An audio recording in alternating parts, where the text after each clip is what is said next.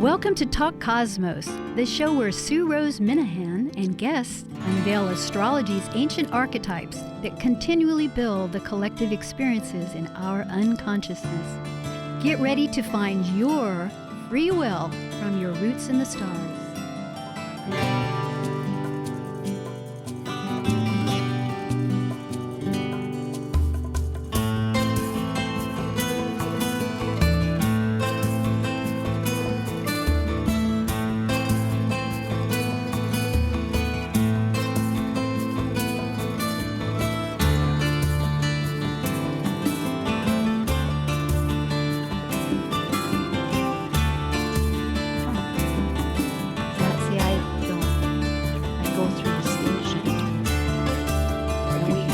The chat that said start talking. You're on.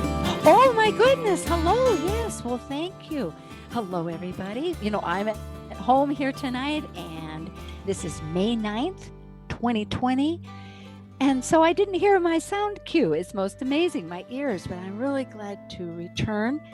And this is repeated on the 14th. That's Thursday morning at 6 a.m. and that's Pacific Daylight Time. And tonight's subject is during the Taurus archetype, and it is with the Venus star points.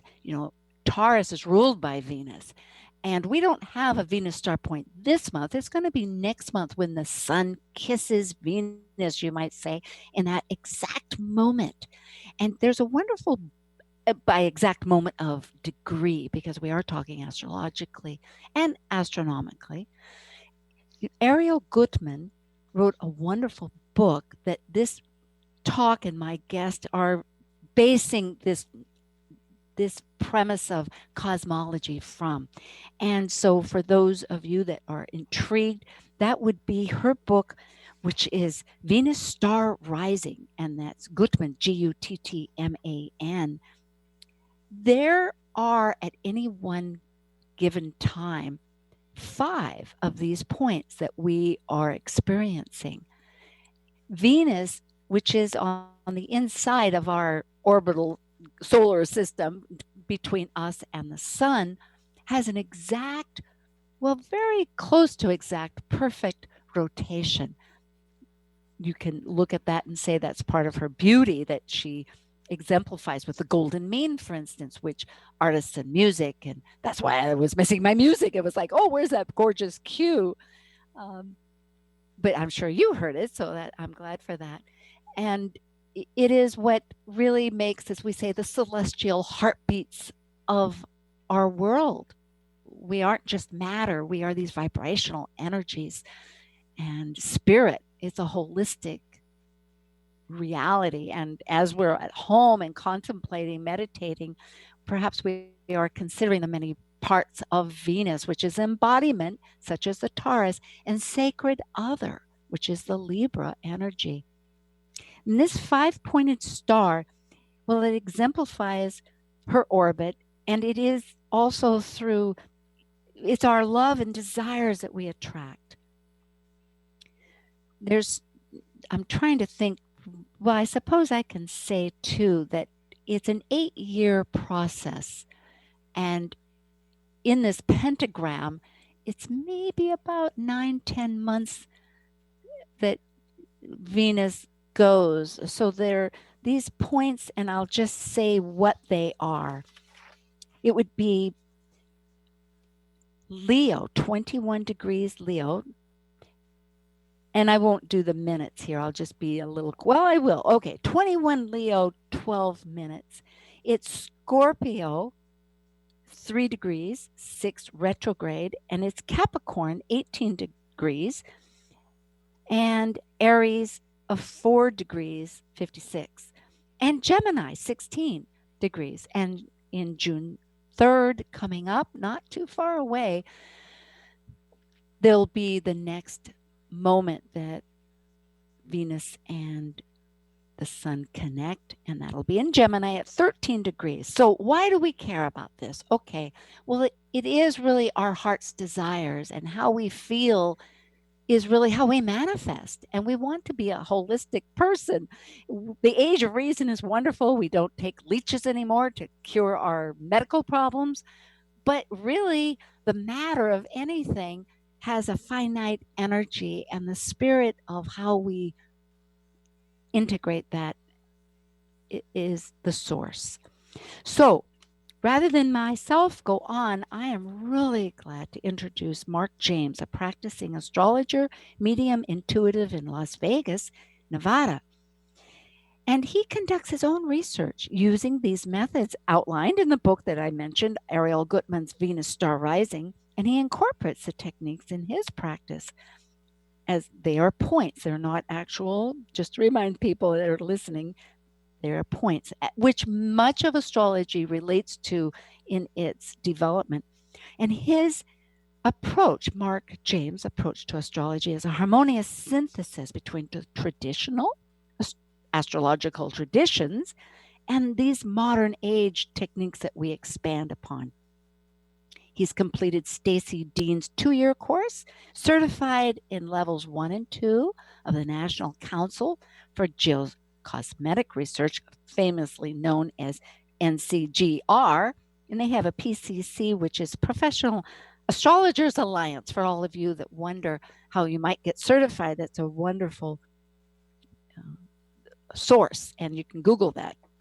He studied Horary and Electional astrology with Dr. Lehman, and currently is taking Chris Brennan's Hellenistic astrology course.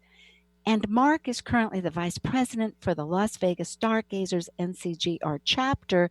And you can actually Google that because they have an online episodes that Gemini Brett started last month that they probably have for sale, and upcoming events. It's really a marvelous chapter here for astrology. So with all that said, hello, Mark. I'm so glad to greet you.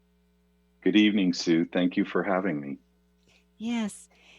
So we've had a little chat ourselves and about these celestial heartbeats, this intimate relationship of Venus star points. So right now we are in the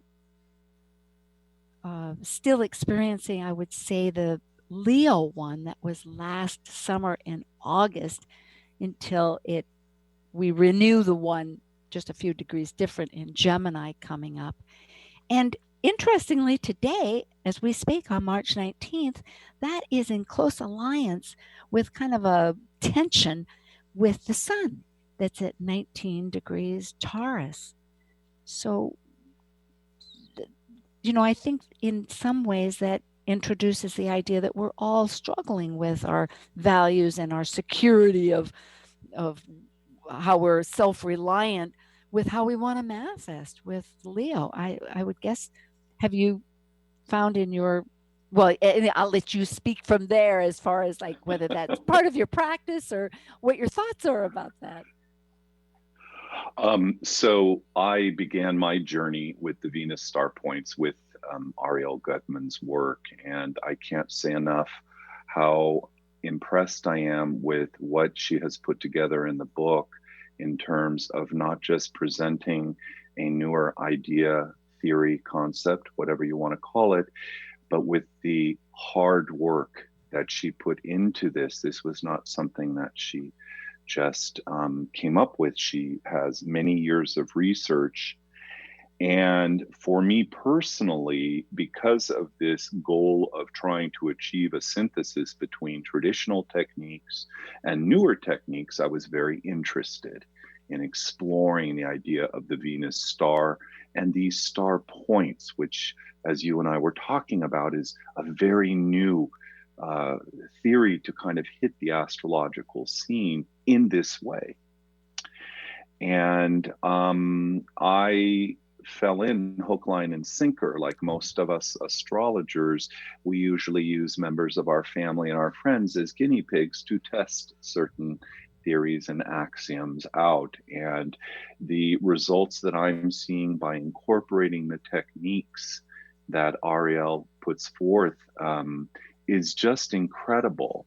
And I think it's very timely that we're talking about this, not just because of your program, but also because of the fact that in about 3.5 days, Venus is going to be stationing retrograde and beginning another journey towards that conjunction with the sun, as you so appropriately described as a kiss.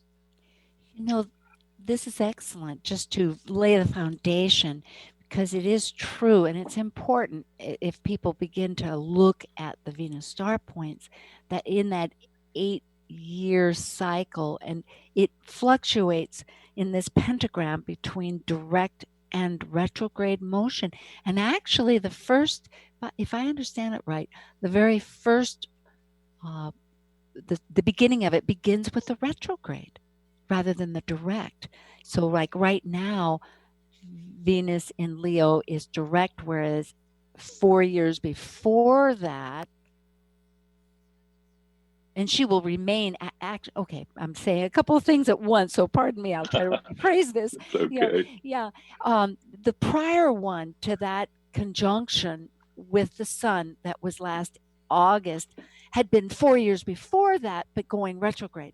I remember that one clearly. It was in, and then now, as far as 2019, it was going direct. And I might say to people, just because we're with this series of 5 means that the one that's emphasized will be that experience. Like we're still in that emphasis of the Venus star point in Leo. However, she will remain, and pardon me if I say she, but it's easier to pronounce, to give some kind of pronoun to Venus, absolutely, I suppose. But Venus will be still a valid point at that degree until the next conjunction that she makes in the next 4 years from that date. But just like Venus is happening now, coming up, like we're at 16 degrees now, because 4 years ago, that was what, in 2000 and let me think, that would be, of course, 2016, when Venus was in Gemini at 16 degrees. It's still evident, but now coming up on June 3rd, it will be 13 degrees. So for those people that are going, what is all this? I apologize if that's a lot of little detail, but I'm just trying to give a little context as far as there is somehow it made sense from what you were saying about the fundamental nature of this retrograde, yes, that there's retrogrades and direct. I guess that's the takeaway. Direct, the conjunctions, correct, yes. And I think, a great place always to start is with the planet itself, with Venus. And I think astrologically, and I'm only speaking, of course, from my own experience, that a lot of astrologers look at these personal planets, such as Venus and Mars, and because of the speed with which they work, it isn't that they don't appreciate the role they have to play in astrology or through their motions, through the charts. But perhaps sometimes maybe so much emphasis is put, let us say, on slower moving planets, that we forget that each and every single planet represents an archetype, and each one is trying to help us to understand that archetype within each one of us. So if we look at Venus, and I know we're limited and I'm not going to go into too much, but I want to give this idea of, we have Venus as the morning star, we have Venus as the evening star. We'll start there. And we know that this is a process that takes place, and she switches back and forth between morning star and evening star. And that's this idea of this heartbeat that's pulsating. And she makes in the orbit, as seen from here, this pentagram. And there are these 5 points where she retrogrades at for 40 days. And think of that number 40. So she disappears from our view, and she stays in these points for these 40 days. So if she's a morning star and she's going to be turning into an evening star, you have that. Or if you have evening star turning into morning star. The whole idea is that these 5 points are very significant. And when we take the degree of these points, we are able to place them in the chart and to see if an individual is having any contact. Now, regardless of whether it's exactly touching a given planet or a point, it's going to be impacting that house. But you don't have to be an astrologer to learn your star sign. All you need is your date. And the way that you calculate it is you look up in a chart, which you can get. I'm sure Sue might provide information on my website. I'm going to at Arielle's website, which is sophiavenus.com. There's a chart, and you can find it just with your date of birth. You don't need the time or the location. That's the beautiful thing. Oh, I love that. I'm glad you brought that up. Yes. Yes. And I just wanted to throw that out there. So let's talk about this. So we have this star being formed by the orbit, and there are these 5 points, and these you can look at as like sensitive points. And this is shifting, although what makes this whole thing, among many things, but what's very significant about this is I mentioned about how fast Venus moves through our charts. But when she's forming this 5-pointed pentagram, she stays in the signs for about 100 years. And that's a long time for her to make this imprint. And just think of it, this 5-star, it takes 8 years for the 5-pointed star to be created. And she's continually tracing out this pattern and shifting it. It's shifting. And as you pointed out, the signs of the star right now are Aries and Capricorn, Scorpio, Leo, and Gemini. Now we have a little change coming in 2022 when the Scorpio star is going to move into Libra. And for 5 years, we're going to have Libra, Scorpio stars. Then it'll move into Libra. That's worth noting because there will be a shift.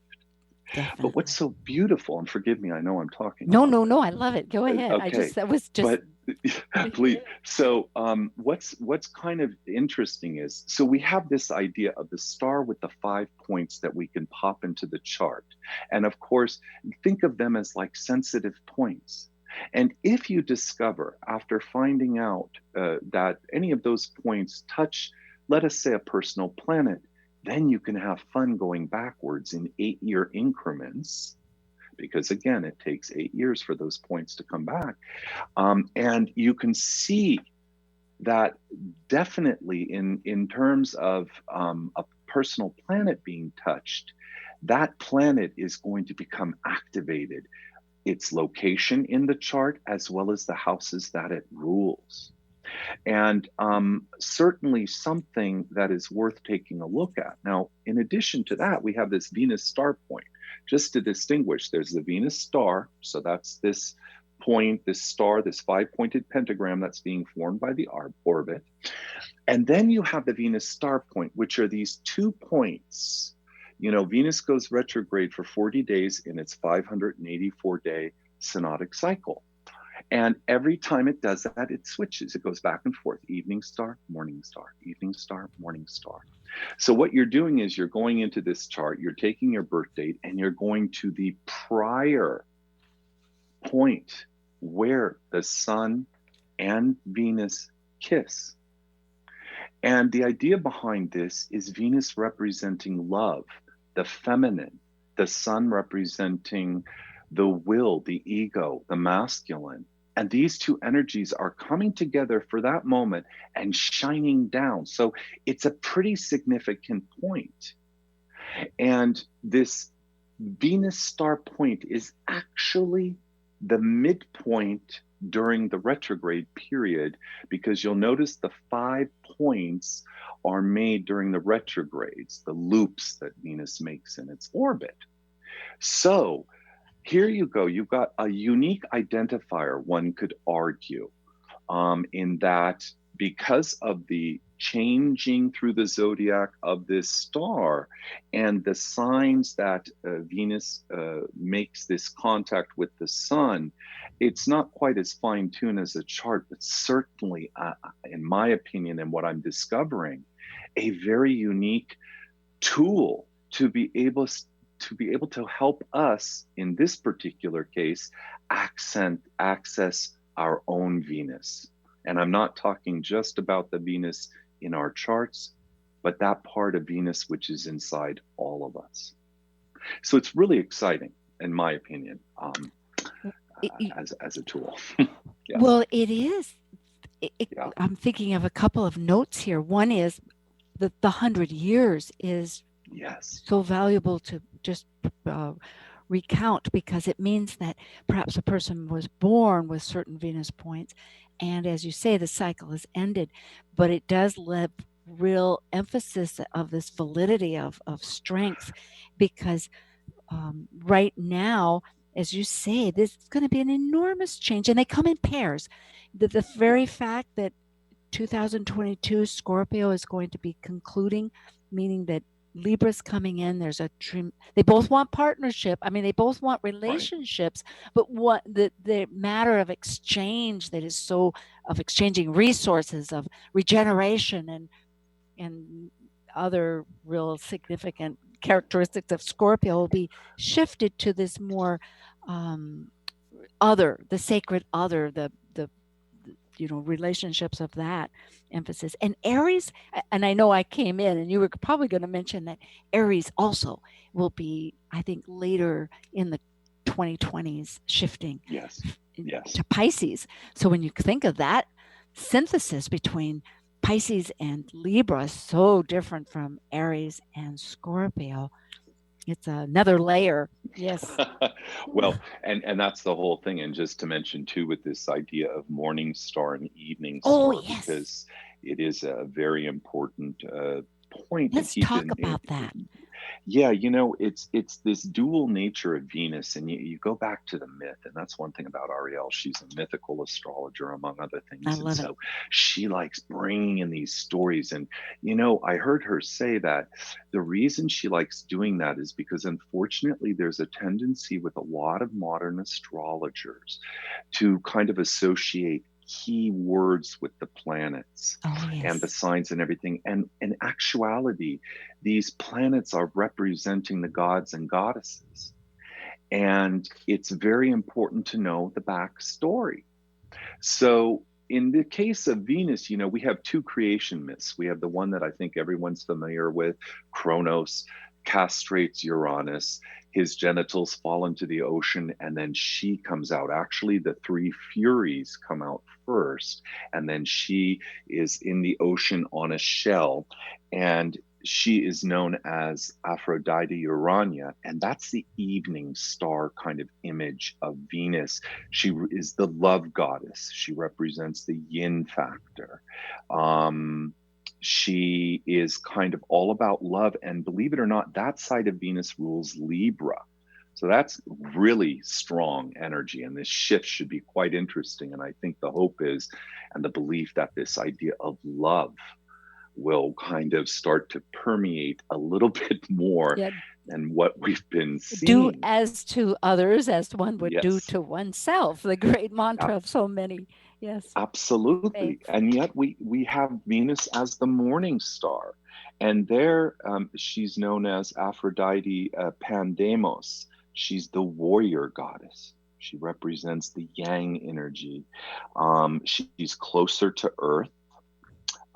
She is always retrograde. She results from a retrograde conjunction of the sun with Venus. And she kind of more rules Taurus. She's more kind of primal. She's represents raw sensuality, where evening star Venus kind of represents more refined and social acceptability. I bring this up because it's a very important part to represent this duality of Venus when we're looking at her.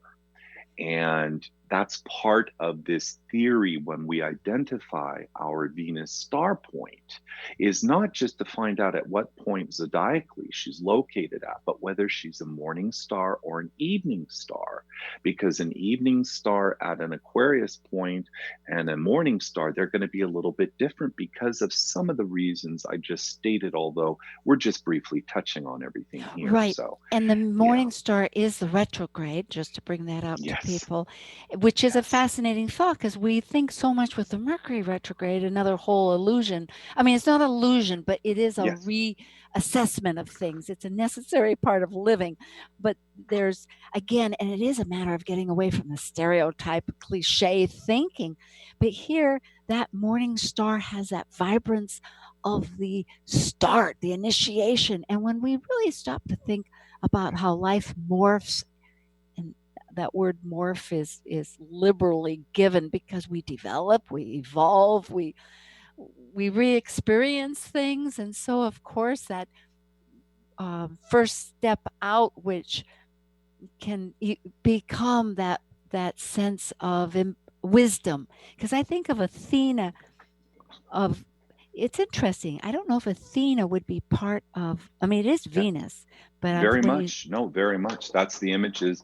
Even Rob Hand, I believe, associated morning star Venus with Athena. Absolutely. Yeah, because she's the warrior out there, that wisdom. Absolutely. And she too was born through a kind of a it's not exactly not the traditional sexual experience that all of nature does, whether it's a flower or a bee, So it's fascinating. And again, and I think personally, mythology is vital, because it shows that analogies and metaphors, that's the word. Yes. It keeps us connected. Absolutely. And we were talking a little bit about. You know what, Mark? Let's come right back. It's a half hour. And I think, just to remind people, this is Talk Cosmos with Mark James, May 9th, Venus Star Points. And we'll return after this. Thank you.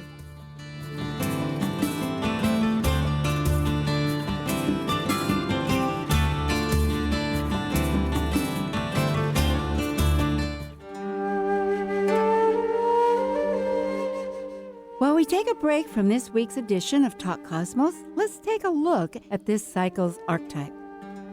We're currently in the period of Taurus.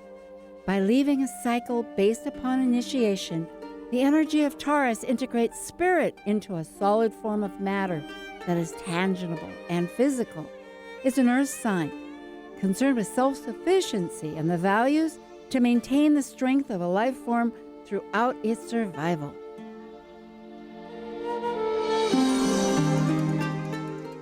Would you like to re-empower the desires manifesting your dreams?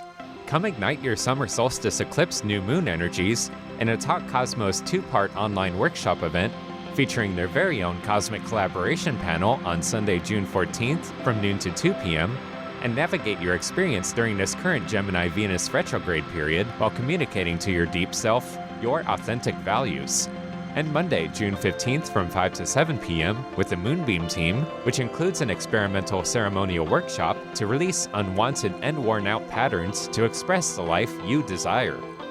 To register for this Talk Cosmos online workshop, go to eastwestbookshop.com, click on Online Events, and join Talk Cosmos to redesign your vision. Greetings, this is Ben Mabry, and you're listening to Talk Cosmos on Alternative Talk, 1150 a.m., where we unveil astrology's ancient archetypes that continually build the collective experiences in our unconsciousness, consciousness, and superconsciousness.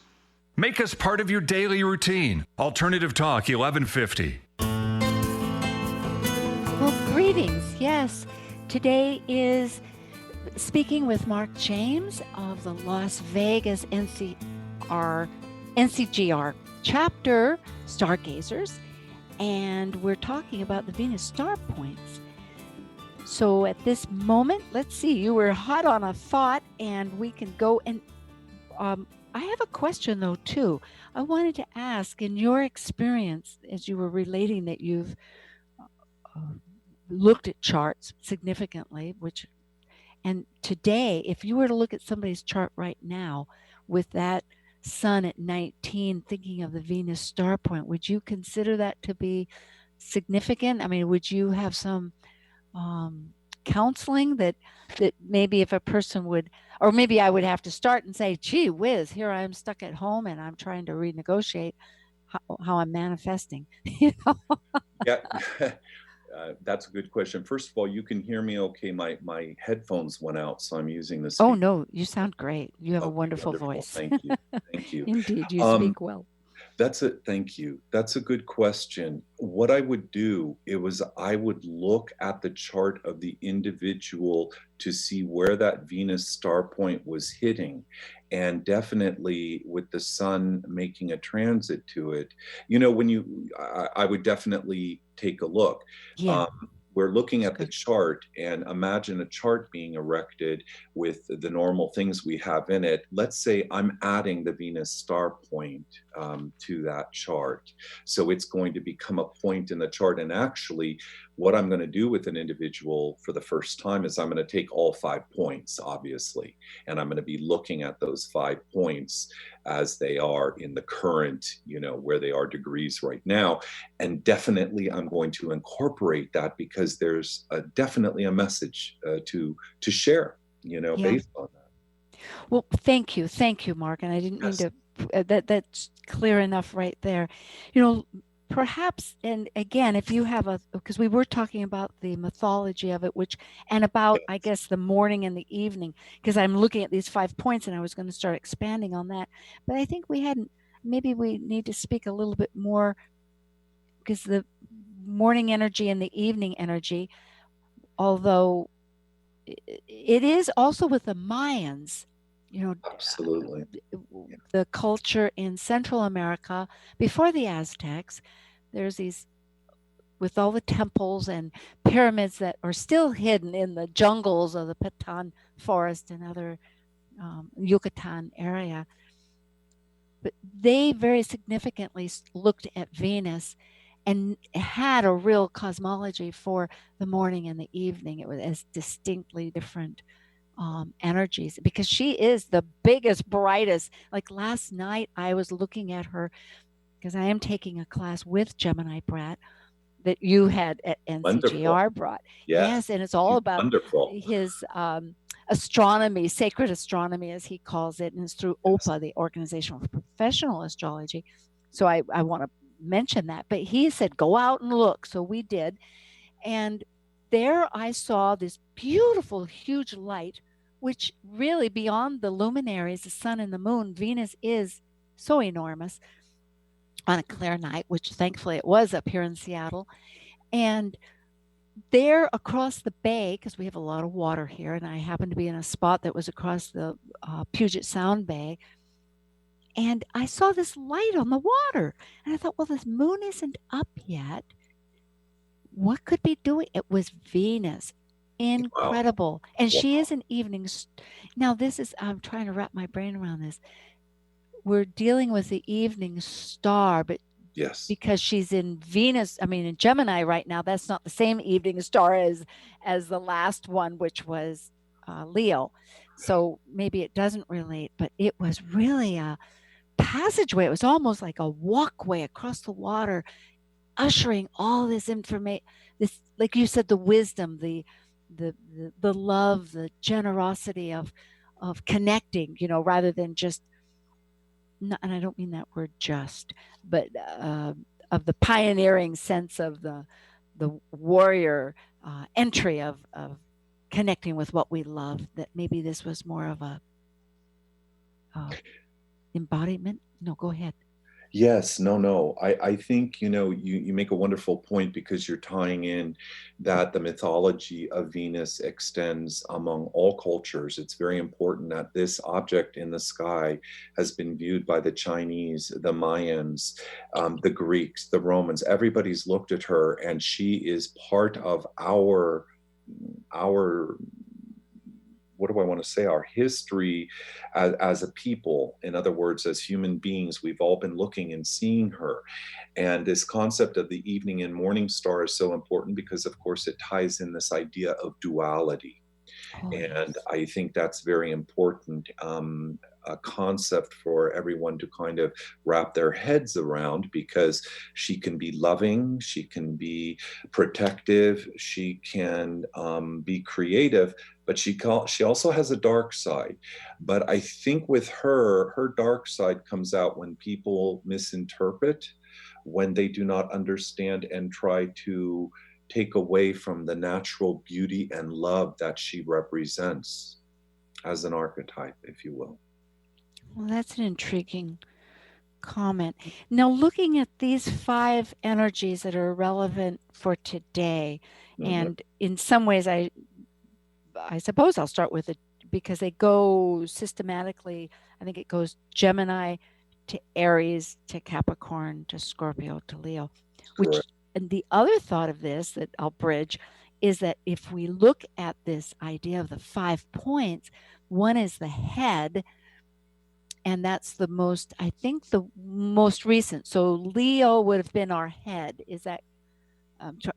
Because there's two arms and a leg, and you can think of it as a body, but you can also think of it as Leonardo da Vinci's beautiful illustration, yes, of his perfection of mankind, of where we are in a body that isn't distorted. There's these measurements that are perfect, in balance, and perfected means, so that these 5 points can be where the left side we're receiving, which is very interesting on a personal basis to look at and I think you were bringing up, like, if people look on the charts, there's a natal, prenatal. I mean, we have prenatal other ideas in astrology that are pertinent, just to bring that out to us, the audience, whether you're astrologers or not. But the prenatal Venus star point has significance in this whole cosmology, and that would be the head. And then the 2 prior to that are how we receive, and the 2 after it we give to. So there again, it's this. Isn't it interesting? It's that whole feminine, masculine, as you say, where we give and we receive. It's this constant creative energy. No, absolutely. And, just real briefly, the thing I wanted to mention in regards to this technique and this theory is what's so amazing is you can apply it to natal astrology, you can apply it to synastry, the astrology of relationships, not necessarily just intimate ones, but relationships with either family members or coworkers. And you can also take this and apply it to world events, because the star itself from one arm to the next takes about 250 years.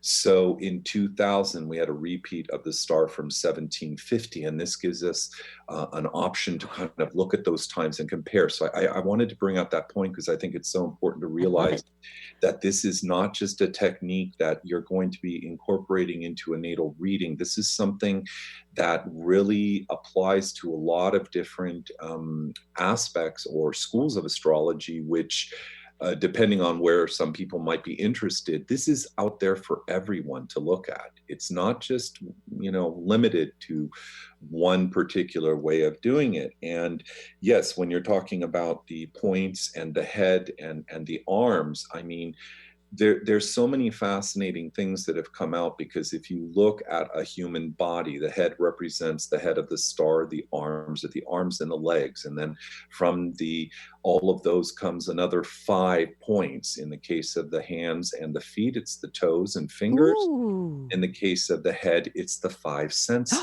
Oh my goodness. So you start going into all of this, and we don't have the time tonight to go into all of the math and the geometry, but it is fascinating to see the symbolism. And just by things like the period of time when Venus goes retrograde for 40 days, think of all the references to 40 days. Absolutely. 40, excuse me, 40. So it's again, a really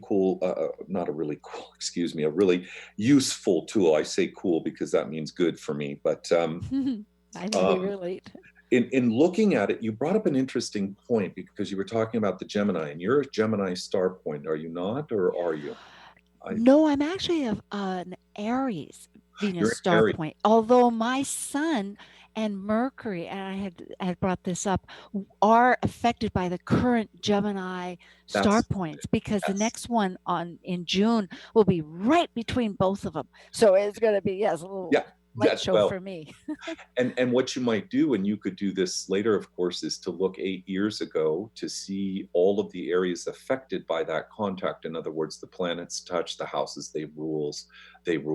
And you should be surprised, because you should see some manifestation, and you can even go back in 4-year increments, but I don't want to get too technical with it. Getting back to this idea where you talked about the Gemini star as the head, I think it all depends on who you are. So if you have the Aries star point, let's talk about in relationships. Well, we're going to look at that star with Aries as the head.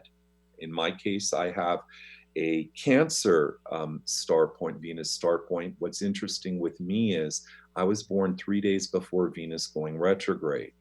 So what that means is 23 days from my birth, a new star point was hit. Yes.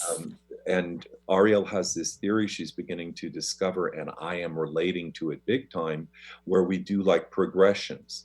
So in that case, we would take 23 years, because it was 23 days from my birthday, not the last star point, but my birthday, and that I would progress into the next star sign, which I have to tell you, for me personally, incredible. I would say that she's right on track with that. So I don't know if a lot of your audience is familiar with progressions, but I would say that you could even apply this to it.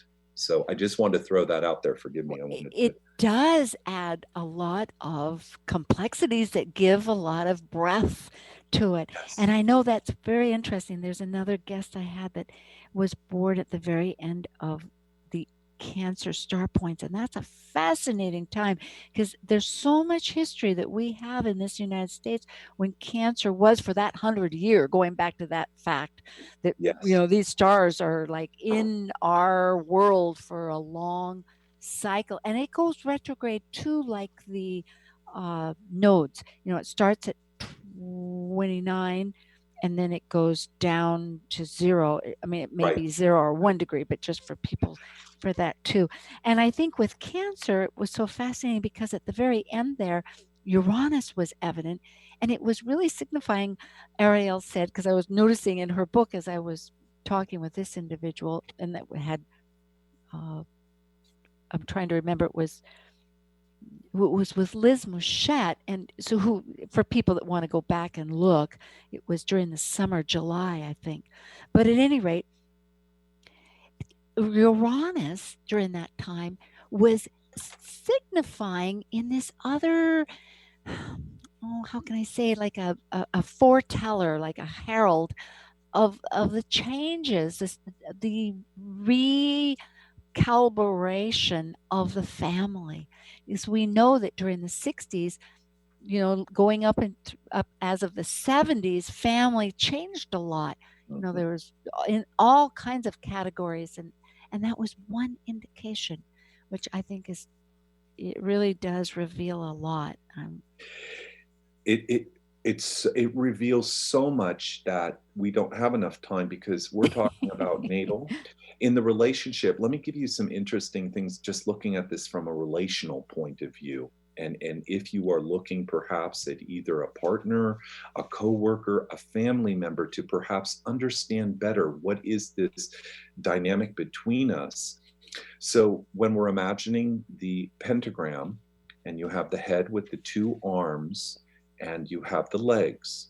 So what Arielle has found out, and I'm in the process of determining this myself, is that when you have a connection, and so you have me with my star point, you with your star point, and let's say your star point is at the head and my star point is at the leg. So there's a connection, okay? That's karmic. Right. And in her research, she found lots of presidential couples had this configuration where one of the star points was at the head and the other was the leg. It doesn't mean that they had wonderful, loving, incredible relationships. It means that there seemed to be some sort of a karmic contract involved. And when you have relationships across the arms, those are what she calls creative relationships. And so they have a tendency, the karmic ones have a tendency to stay together for life, regardless of whether the individuals separate or not. There's always kind of this connection. The creative ones are a little bit more, maybe they'll come together for a while, maybe they won't. And to give you an idea too, just real quick with the royal couples. So if we take Harry and Meghan, she has an Aries star point. He has a Gemini. What's interesting is that Kate Middleton also has a star Venus, has an Aries Venus star point. Well, guess what? Diana had an Aries star point, Venus star point. So both of the boys ended up marrying their mother's Venus star point. Now, it isn't all about that, as you well know. And we're not trying to isolate this particular technique from what you need to begin with, which ideally as an astrologer, you're going to begin with the chart. Yes. But this just adds to it and provides so much more information that you say, wow, wow. It does. It signifies it. I think that, and it's very excellent the way you voice things, Mark. Thank you. It's wonderful, the clarity and the foundational groundwork, but giving it that focus or noticing it of significance, because one could relate to it like there is this karmic deeper or creative, in those both elements. But if it was karmic, that's like really a learning process. It begins to reinterpret what the purpose, the meaningfulness, and really that's what life wants, is to know how it's. Well, and Sue, don't you think there are sometimes we look at relationships and those we're privileged or we have privy to see in the real world, and we say, my God, what is holding them together? And I say that with respect, but there's another thing. She gives an example in the book between the relationship between Anne Sullivan and Helen Keller. And there is a connection on top of that, what I just described with the nodes. Talk about karmic, and talk about, being able to clearly see this need for Anne Sullivan to look for comfort. She was looking to give kind of the motherly instinct that she never had. She was looking for that. And Helen Keller, who was basically starting from point zero to learn, to know, to do, it's incredible. And we're just touching the surface. Oh, no, I love this example, Mark, because it brings home to me something very necessary that I keep contemplating, as we all are contemplating, and perhaps me a lot here as I'm working with Talk Cosmos and other things, but it's the purpose involved. And it in those particular two, I've often been relating how Helen Keller, we would have thought or anybody was a total, well, she was labeled as dumb and mute, where in reality, once she was revealed that language and given the tools of how to express herself, wrote books and had tremendous wisdom. And so from Helen Keller's viewpoint, I can think, what a gift. And I've often wondered, what did it take for Anne Sullivan to want to go through this enormous challenge? But really, this idea of what you're saying, that it links in with what our need to give and to share. And I'm thinking, isn't this really everything about Venus? Because she is both Taurus and Libra. And it is this embodiment, this sense of our survival, of our resources. And with Libra, as I forget who was I was reading something and they said sacred other. I thought, boy, I really like that. I like sacred other, because we can reflect, we can project, but we deal with not just ourselves and directly. Everybody is a reflection, actually. So. Absolutely. And, I think too, one goal among the many that we have is kind of transcending the duality of Venus and getting to the core principle, which is very simple. It's love. It's love. And I think all of us could use a good refresher course, perhaps in love and what we think about it. And this Venus retrograde period will give everyone that opportunity to explore that. Yes. And she's, and not to go beyond, but of course this year we not only have our routine Mercury retrogrades of 3, they happen to be in water this year, but we have the Venus one, which is unusual. I mean, it's not usual. It's like whatever, year and a half or something. And then we have a Mars one, which is more unusual. So we're going to get a lot of it. Let's, these 5 points, if just to think about, because we have a few minutes here. Yes. And I may as well take this pause now so we don't have to pause later. But next week will be Dr. Laura Tad of the Planet Buzz programs that we're initiating, and we talk about some synodic cycle, and it happens to be Venus retrograde. So we'll expand more on this during this archetype of Taurus, and that'll be next Saturday. So tonight again is Venus Star Points with Mark James of Las Vegas. It's also NCGR chapter there. And just to remind people, go to Talk Cosmos. You can find Mark there if you're enthused with how he relates, which I think is fabulous. You can connect with him. We have everybody under the guests, and you can subscribe, find out where our next talks will be, plus the fact that we have replays all the time on the podcast. So with all that said, we'll return right now to our Venus Star Points, and maybe we should chat a little bit about some of these others that are pertinent, because the energies are ways that we can relate, whether it's, we've talked about the Gemini, but that'll be coming up, but Aries, Capricorn, or Scorpio, or Leo. Yes.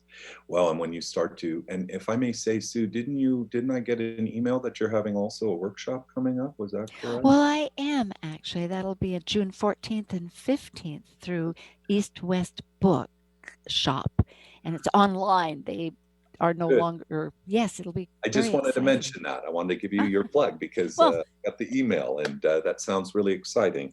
Thank you. I think definitely, when we're looking, the point I was going to make is what's fascinating is if you take these Venus star points and then you start adding things like eclipses or serious transits. I think we all know in the astrological world, 22 degrees Capricorn around there has been a doozy.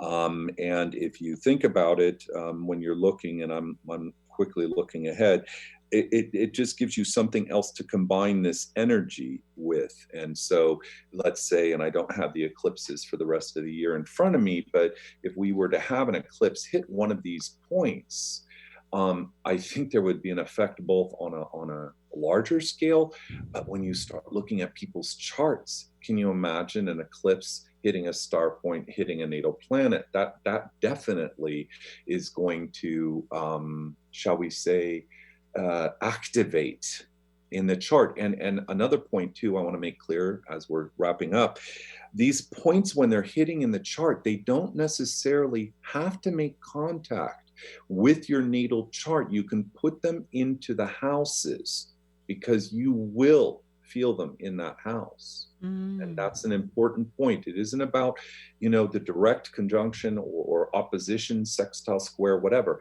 It's just what house are these following in?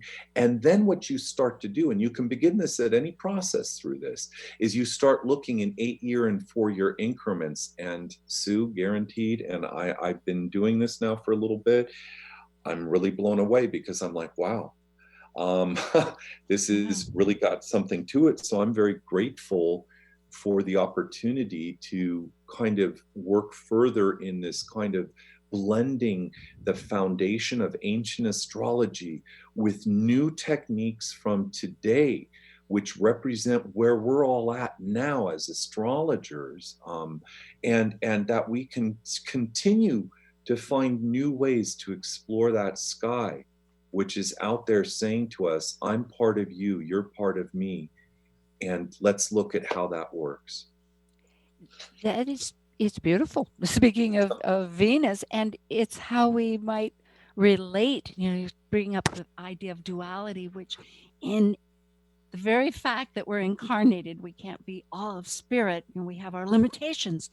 And so I think that's the gift of astrology, is to provide these insights and tools that we're able to fathom where maybe our disconnect might be visible, whether it's through the mind to the body, or whether it's to the spirit to the heart, and different areas. And that's really what these 5 points are offering is Yes. with how, Capricorn with structure and, and also I might say when I bring up Capricorn, it's not just structure because it's also, here we go, with a lot of spirit. Yes. And maybe, right, that's what we're learning. Okay. Oh, well, we have about 30 seconds actually. Well, I can't thank you enough. It's been such a pleasure chatting tonight with you, and I feel very fortunate to have had the opportunity to kind of help pass the word. Oh, it's mutual, totally mutual. And folks, this is with Mark James of Astral Medium. No, what is your site? It's astralmedium.com. That's ASTRAL medium.com. Yeah, and you can find that. Go to Talk Cosmos. So we'll see you again, and lots of love to everybody. Thank you. Lots of love to you. Thank you.